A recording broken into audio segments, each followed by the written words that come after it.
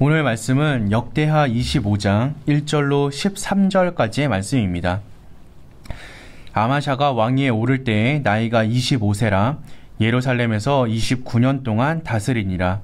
그의 어머니의 이름은 여호앗단이요 예루살렘 사람이더라. 아마샤가 여호와께서 보시기에 정직하게 행하기는 하였으나 온전한 마음으로 행하지 아니하였더라. 그의 나라가 굳게 섬에 그의 부왕을 죽인 신하들을 죽였으나 그들의 자녀들은 죽이지 아니하였으니 이는 모세의 율법책에 기록된 대로 함이라.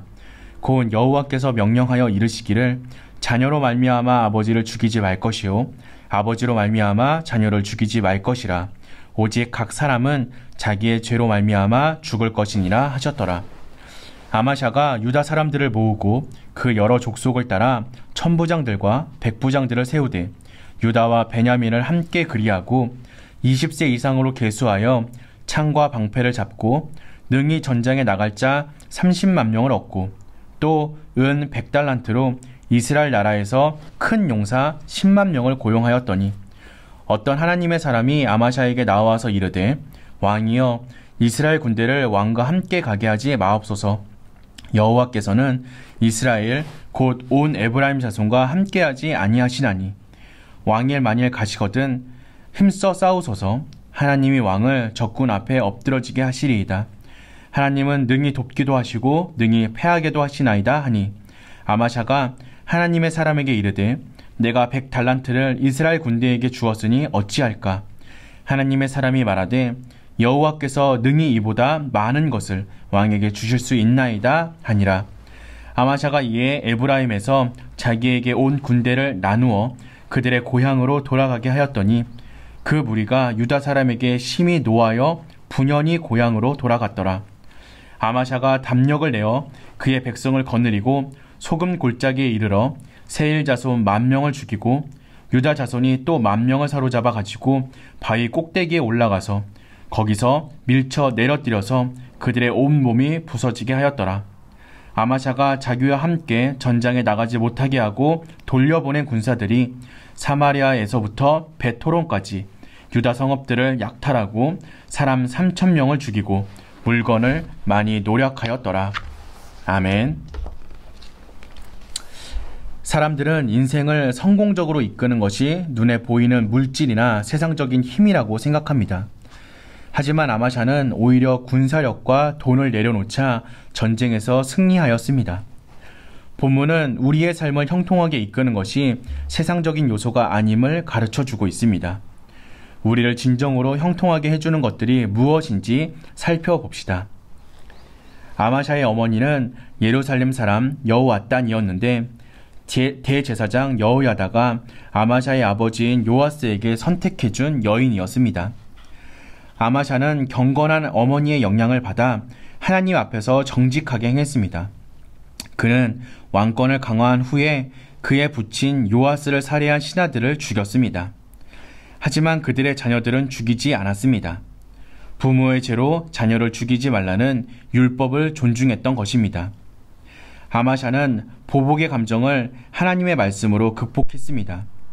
아마샤가 집권 초기에 형통한 통치를 이룰 수 있었던 이유는 자신의 사사로운 감정을 내세우지 않고 하나님의 말씀을 더욱 존중했기 때문입니다.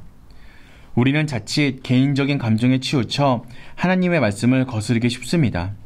그러나 우리의 삶을 성공적으로 이끄는 것은 개인적인 감정에 충실한 행동이 아니라 하나님의 말씀을 존중하는 자세입니다. 아마샤는 에돔을 정복하기 위해 30만 군대를 모집하고도 부족하다는 생각이 들어 북이스라엘에 은 100달란트를 주고 용사 10만 명을 고용하였습니다. 아마샤는 군사력을 강화하여 에돔을 정복하려고 했습니다. 하지만 하나님은 하나님의 사람을 보내어 아마샤가 북이스라엘 군대를 고용하는 것을 반대하셨습니다. 아마샤는 북이스라엘 군대에 지불한 은 100달란트를 아까워했지만 곧 하나님의 음성에 순복하였습니다. 그의 목적은 에돔을 정복하는 것이고 결국 에돔을 정복하게 해 주실 분은 하나님이심을 믿었습니다. 그는 경제적인 손실을 감수하고 과감하게 하나님의 뜻에 순종하였습니다. 믿음의 사람은 손익을 따지는 사람이 아니라 하나님의 뜻이 어디에 있는지 신중하게 분별하여 하나님의 음성에 귀를 기울이고 순종하는 사람입니다. 북이스라엘 군대의 반발에도 불구하고 아마샤는 하나님의 뜻에 순종하여 북이스라엘 군대를 돌려보냈습니다. 그는 하나님의 약속을 믿고 담대하게 에돔을 공격하였습니다. 하나님의 약속을 신뢰한 아마샤에게 하나님은 확실한 전쟁에 승리를 주셨습니다.